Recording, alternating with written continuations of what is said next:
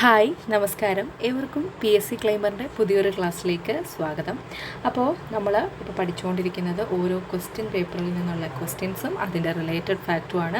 അപ്പോൾ അതിൻ്റെ 2 ക്ലാസ്സുകൾ നമ്മൾ ഓൾറെഡി ഡിസ്കസ് ചെയ്തിട്ടുണ്ടായിരുന്നു. അതിൽ കുറച്ച് ക്വസ്റ്റ്യൻസും അതുമായിട്ട് ബന്ധപ്പെട്ട ഫാക്റ്റുകളും നമ്മൾ പഠിച്ചു. അപ്പോൾ അതിൻ്റെ ബാക്കി വരുന്ന സെയിം ക്വസ്റ്റ്യൻ പേപ്പറിൽ ബാക്കി വരുന്ന ക്വസ്റ്റ്യൻസാണ്. ബാക്കി വരുന്ന എല്ലാ ക്വസ്റ്റ്യൻസും ഇല്ല, ഞാൻ പറഞ്ഞല്ലോ ക്ലാസ് ഒരു 15 മിനിറ്റ്സിനുള്ളിൽ നിർത്തുക എന്ന ലക്ഷ്യത്തോടു കൂടിയാണ് ചെയ്യുന്നത്. അപ്പോൾ അതുകൊണ്ട് തന്നെ എന്താണ് ആ ഒരു സമയത്തിനുള്ളിൽ ഡിസ്കസ് ചെയ്യാൻ പറ്റുന്ന ക്വസ്റ്റ്യൻസ് നമ്മൾ ഡിസ്കസ് ചെയ്യുന്നുണ്ടായിരിക്കുള്ളൂ കേട്ടോ.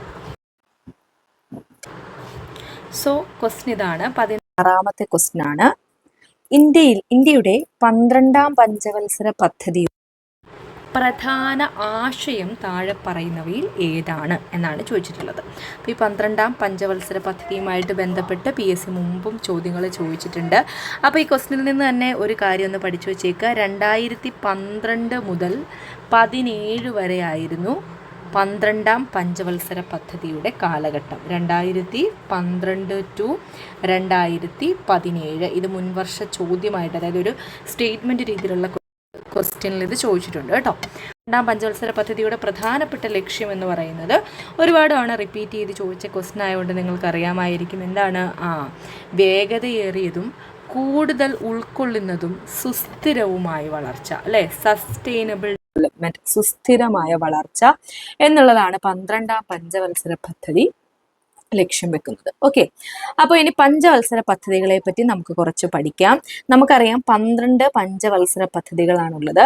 1951 സ്റ്റാർട്ട് ചെയ്യുന്നത്. ഓൾമോസ്റ്റ് പദ്ധതികളെല്ലാം 5 വർഷത്തേക്കാണ്, പക്ഷെ 1-2 എണ്ണം കംപ്ലീറ്റ് ആവാതെ പോയതൊക്കെ ഉണ്ട്.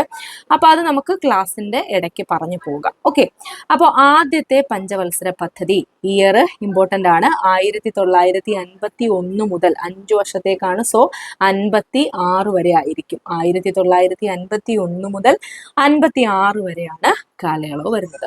1ാം പഞ്ചവത്സര പദ്ധതി ലക്ഷ്യം വെച്ചത് കാർഷിക മേഖലയുടെ സമഗ്ര വികസനമായിരുന്നു. കാർഷിക മേഖലയുടെ സമഗ്ര വികസനമായിരുന്നു 1ാം പഞ്ചവത്സര പദ്ധതി ലക്ഷ്യം വെച്ചത്. അപ്പോൾ അതുകൊണ്ട് തന്നെ നമുക്ക് പറയാം, എന്ത് പറയാം, കാർഷിക പദ്ധതി എന്നാണ് 1ാം പഞ്ചവത്സര അറിയപ്പെടുന്നതെന്ന് പറയാം. എന്താണ്? കാർഷിക പദ്ധതി.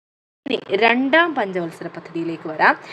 പഞ്ചവത്സര പദ്ധതി 56 മുതൽ 61 വരെ, അടുത്ത 5 വർഷം 56 മുതൽ 61 വരെ ആയിരുന്നു 2ാം പഞ്ചവത്സര പദ്ധതിയുടെ കാലഘട്ടം. ഇത് ലക്ഷ്യം വെച്ചത് വ്യവസായിക വികസനമായിരുന്നു.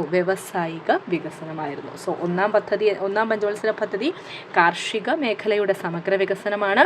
2ാം പഞ്ചവത്സര പദ്ധതി ആണെങ്കിലോ വ്യവസായിക മേഖലയുടെ വികസനമായിരുന്നു ലക്ഷ്യം വെച്ചത്. ഇനി 3ാം പഞ്ചവത്സര പദ്ധതിയിലേക്ക് വരാം. അടുത്ത 6 വർഷം, അല്ലെ? 5 വർഷം, 1961 മുതൽ 66 വരെ.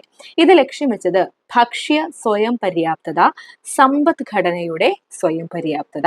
അപ്പോൾ എന്താണ്? ഭക്ഷ്യ സ്വയം പര്യാപ്തത, സമ്പദ്ഘടനയുടെ സ്വയം പര്യാപ്തത, ഇതൊക്കെയായിരുന്നു 3ാം പഞ്ചവത്സര പദ്ധതിയുടെ ലക്ഷ്യം എന്ന് ഓർത്തു വെച്ചേക്കാം. ഇനി 4ാം പഞ്ചവത്സര പദ്ധതിയിലേക്ക് വരാം. അപ്പോൾ നിങ്ങളിവിടെ ഒരു കാര്യം നോട്ട് ചെയ്തേ. കാലയളവ് കൊടുത്തിരിക്കുന്നത് 1969 to 74 അതെന്താണ്? ആ ഒരു ഇടയ്ക്ക്, അതായത് 66 മുതൽ 69 വരെ പിന്നെ എന്തായിരുന്നു സംഭവിച്ചത്? പ്ലാൻ ഹോളിഡേയുടെ കാലഘട്ടമായിരുന്നു. അതായത് ഈ 3ാം പഞ്ചവത്സര പദ്ധതി ഒരു പരാജയമായിരുന്നു. നമ്മൾ വിചാരിച്ച രീതിയിലുള്ള വളർച്ച അല്ലെങ്കിൽ വിചാരിച്ച രീതിയിലുള്ള നേട്ടമൊന്നും കൈവരിക്കാൻ നമുക്ക് സാധിച്ചിട്ടുണ്ടായിരുന്നില്ല. അപ്പോൾ അതുകൊണ്ട് തന്നെ എന്താണ്, 3ാം പഞ്ചവത്സര പദ്ധതി പരാജയമായിരുന്നു. ആ പരാജയത്തെ തുടർന്ന് 66 മുതൽ 1969 വരെ പ്ലാൻ ഹോളിഡേ നടപ്പിലാക്കാൻ ഇന്ദിരാഗാന്ധി ഗവൺമെൻറ് നടപ്പിലാക്കിയ പ്രധാനമന്ത്രി ആരാണെന്ന് ചോദിച്ചാൽ ആരാണ്? അത് ഇന്ദിരാഗാന്ധിയാണ്. ദെൻ അടുത്തത് 4ാം പഞ്ചവത്സര പദ്ധതി. അപ്പൊ 4ാം പഞ്ചവത്സര പദ്ധതിയുടെ കാലഘട്ടം വരുന്നത് 1969 മുതൽ 74 വരെയാണ്. അടുത്ത 5 വർഷത്തേക്കാണ് 4ാം പഞ്ചവത്സര പദ്ധതി വരുന്നത്. 4ാം പഞ്ചവത്സര പദ്ധതി പ്രധാനമായിട്ടും സ്ഥിരതയോട് കൂടിയ വളർച്ച അല്ലെങ്കിൽ സാശ്രയത്വം, സാശ്രയത്വമാണ്. ഇനി അടുത്തതാണ് 5ാം പഞ്ചവത്സര പദ്ധതി. 5ാം പഞ്ചവത്സര പദ്ധതി ഘട്ടം 1974 മുതൽ 79 വരെയായിരുന്നു. അടുത്ത 5 കൊല്ലമാണ്. ദാരിദ്ര്യ നിർമ്മാർജ്ജനമായിരുന്നു 5ാം പഞ്ചവത്സര പദ്ധതിയുടെ പ്രധാനപ്പെട്ട ലക്ഷ്യം. 5 പഞ്ചവത്സര പദ്ധതികൾ നമ്മൾ പഠിച്ചു. ഓരോന്നിൻ്റെയും ഇയറും ഓർക്കുക, അതേപോലെ ലക്ഷ്യവും ഓർത്തു വെക്കുക. ഒന്നാമത്തെ ഇയറോ 51 to 56 രണ്ടാം പഞ്ചവത്സര പദ്ധതി അങ്ങനെ 3 വരെ കണ്ടിന്യൂസ് ആയിട്ട് 5 വർഷം നിങ്ങൾ നോക്കിയാൽ മതി. മൂന്നാം പഞ്ചവത്സര പദ്ധതിക്ക് ശേഷം നമ്മൾ പറഞ്ഞു പ്ലാൻ ഹോളിഡേ വന്നു. മൂന്നാം പഞ്ചവത്സര പദ്ധതിക്ക് ശേഷം പ്ലാൻ ഹോളിഡേ 66 മുതൽ 69 വരെ. ഇനി നാലാം പഞ്ചവത്സര പദ്ധതി 69 മുതൽ 74 വരെ, 5 74 to 79. ഇനി ഇതിൽ പ്രീവിയസ് ഇയർ ക്വസ്റ്റ്യൻ ചോദിച്ചിട്ടുള്ളത്, ലക്ഷ്യങ്ങളിൽ നിന്നുള്ള പ്രീവിയസ് ഇയർ ക്വസ്റ്റ്യൻ, അഞ്ചാമത്തെ പഞ്ചവത്സര പദ്ധതിയുടെ ലക്ഷ്യം എന്ത് എന്നുള്ള രീതിയിൽ ചോദിച്ചിട്ടുണ്ട്. അതേപോലെ 1ഉം 2ഉം ഇത് രണ്ടും ചോദിച്ചിട്ടുള്ളതാണ്. ഇത് 3 ചോദിച്ചിട്ടുള്ളതാണ്. പിന്നെ ബാക്കിയുള്ളതൊക്കെ സ്റ്റേറ്റ്മെന്റ് രീതിയിലുള്ള ക്വസ്റ്റ്യനിലൊക്കെ പലപ്പോഴും കണ്ടിട്ടുണ്ട് മുമ്പ് ഉണ്ടായിരുന്ന പരീക്ഷകളിൽ. ഏറ്റവും അടുത്ത് ചോദിച്ചതാണ് ഞാൻ ഈ പറഞ്ഞ 3 ക്വസ്റ്റ്യൻസ്. ഓക്കെ, അപ്പോൾ 5 പഞ്ചവത്സര പദ്ധതികൾ ഓക്കെ ആയെന്ന് വിചാരിക്കുന്നു. നമുക്ക് ആറാമത്തെ പഞ്ചവത്സര പദ്ധതിയിലേക്ക് വരാം. ആറാമത്തെ പഞ്ചവത്സര പദ്ധതി 80 മുതൽ 85 വരെയാണ്. അവിടെ ഒന്ന് ഇയർ നോട്ട് ചെയ്യണം. 74 to 79 ആയിരുന്നു അഞ്ചാം പഞ്ചവത്സര പദ്ധതി. അതിനുശേഷം 80 തൊട്ട് 85 വരെ ആയിരുന്നു ആറാം പഞ്ചവത്സര പദ്ധതി. ഇത് കാർഷിക വ്യവസായിക മേഖലകളുടെ അടിസ്ഥാന സൗകര്യങ്ങൾ മെച്ചപ്പെടുത്തുക എന്ന ലക്ഷ്യത്തോടു കൂടിയാണ് വന്നത്. അപ്പൊ എന്താണ്? കാർഷിക വ്യവസായിക മേഖലകളുടെ അടിസ്ഥാന സൗകര്യങ്ങൾ മെച്ചപ്പെടുത്തൽ.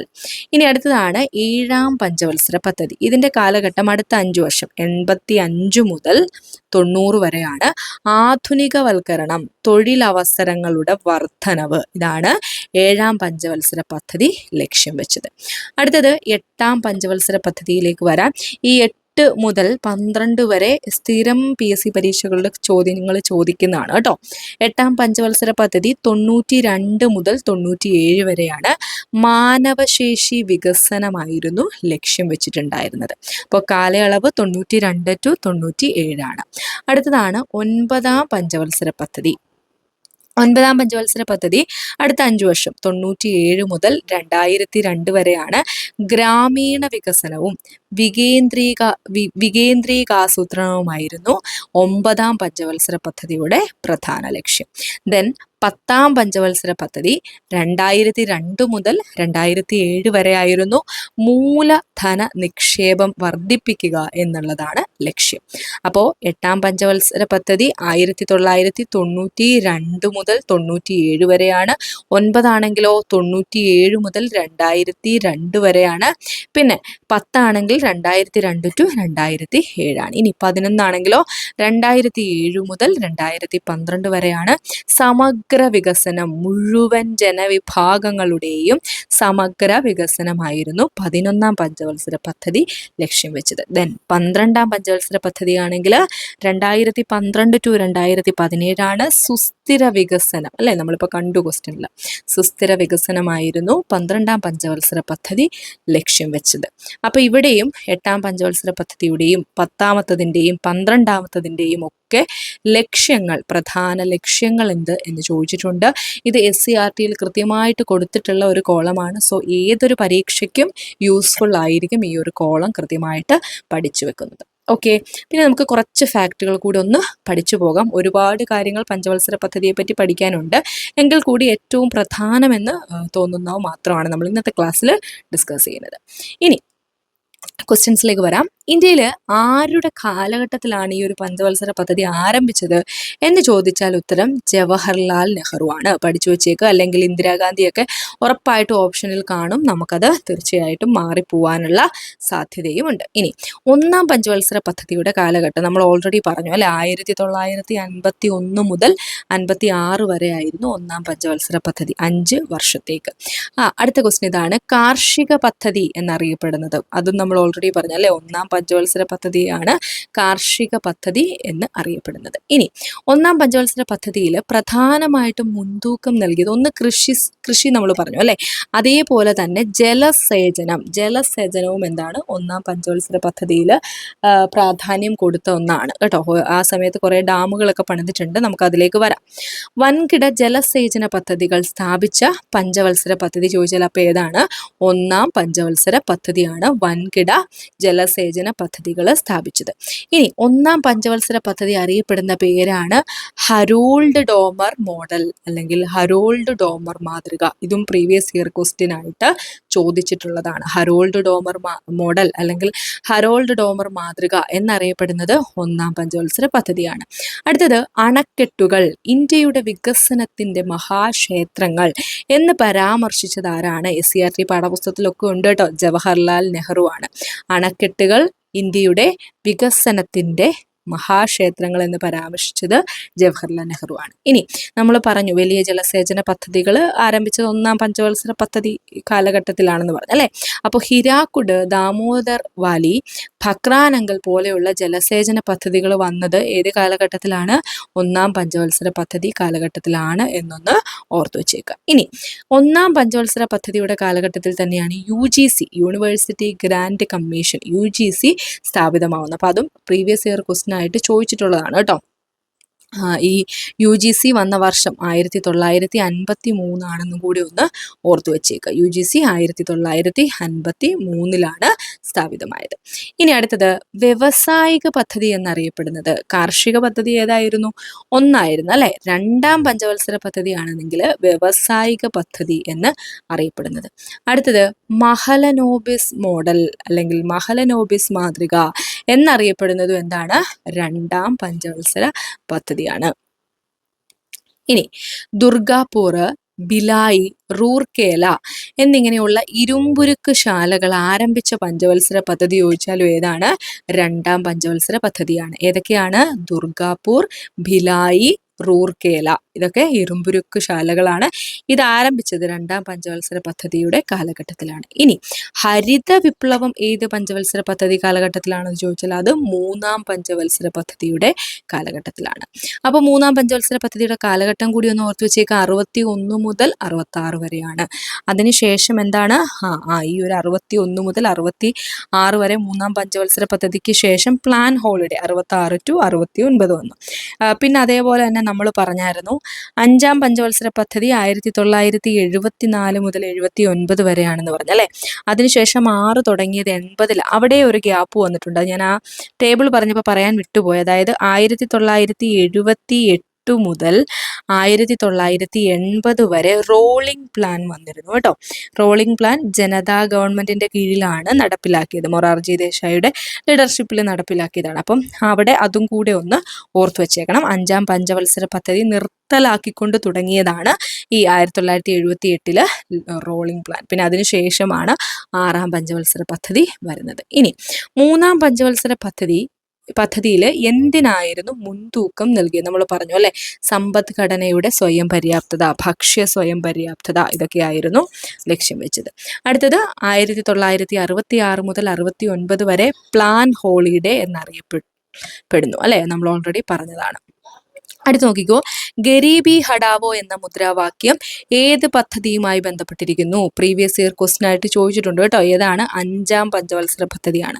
നമ്മൾ ആ ടേബിൾ പഠിച്ചപ്പോൾ കണ്ടു അഞ്ചാം പഞ്ചവത്സര പദ്ധതിയുടെ പ്രധാന ലക്ഷ്യം എന്തായിരുന്നു? ദാരിദ്ര്യ നിർമ്മാർജ്ജനമാണ്. സോ അതുമായിട്ട് ബന്ധപ്പെട്ടതാണെന്ന് ഓർത്തു വെച്ചേക്കുക. ഇനി മൻമോഹൻ മോഡൽ എന്നറിയപ്പെടുന്ന പഞ്ചവത്സര പദ്ധതി ഏതാണെന്ന് ചോദിച്ചാൽ അത് എട്ടാം പഞ്ചവത്സര പദ്ധതിയാണ്. മൻമോഹൻ മോഡൽ എന്നറിയപ്പെടുന്നത് എട്ടാം പഞ്ചവത്സര പദ്ധതിയാണ്. എട്ടാം പഞ്ചവത്സര പദ്ധതിയുടെ പ്രധാന ലക്ഷ്യങ്ങൾ ഏതൊക്കെയാണ്? മാനവ വികസനം, വ്യവസായങ്ങളുടെ ആധുനികവൽക്കരണം. അപ്പം മാനവ വികസനമുണ്ട്, അതേപോലെ എന്താണ്? വ്യവസായങ്ങളുടെ ആധുനികവൽക്കരണം. ഇതെല്ലാം എട്ടാം പഞ്ചവത്സര പദ്ധതിയുടെ ലക്ഷ്യങ്ങളാണ്. ഇനി അടുത്തത് 12ാം പഞ്ചവത്സര പദ്ധതിയുടെ കാലഘട്ടം. ഞാൻ പറഞ്ഞല്ലേ, ഇത് ഒരുപാട് തവണ റിപ്പീറ്റ് ചെയ്ത് ചോദിച്ചിട്ടുണ്ട് ഈ ഇയർ. അപ്പോൾ അത് പഠിച്ചു വെച്ചേക്കുക. 2012 to 2017 12ാം പഞ്ചവത്സര പദ്ധതി നടന്നത്. സോ 12ാം പഞ്ചവത്സര പദ്ധതിയുടെ കാലഘട്ടം ഏതാണ്? 2012 to 2017. അടുത്തത് 12ാം പഞ്ചവത്സര പദ്ധതിയുടെ പ്രധാന ലക്ഷ്യങ്ങൾ. ഒന്ന് നമ്മൾ പറഞ്ഞു, സുസ്ഥിര വികസനം അല്ലെ. അതേപോലെ ത്വരിതഗതിയിലുള്ള വളർച്ച, എല്ലാവരെയും ഉൾക്കൊള്ളുന്ന വളർച്ച. ഇതെല്ലാം 12ാം പഞ്ചവത്സര പദ്ധതി ലക്ഷ്യം വെച്ച കാര്യങ്ങളാണ്. ഓക്കെ, അപ്പോൾ ഇത്രയും കാര്യങ്ങളാണ് കേട്ടോ ഇതുമായിട്ട് ബന്ധപ്പെട്ട് നമുക്ക് ഇന്നത്തെ ഈ ഒരു ക്ലാസ്സിൽ പഠിക്കാനുള്ളത്. ബാക്കി വരുന്ന ക്വസ്റ്റ്യൻസും അതിൻ്റെ റിലേറ്റഡ് ഫാക്ട് നമുക്ക് അടുത്ത ക്ലാസ്സുകളിലായിട്ട് ഡിസ്കസ് ചെയ്യാം. സോ ഇന്നത്തെ ക്ലാസ് നമ്മൾ വൈൻഡപ്പ് ചെയ്യാണ്. Thank you.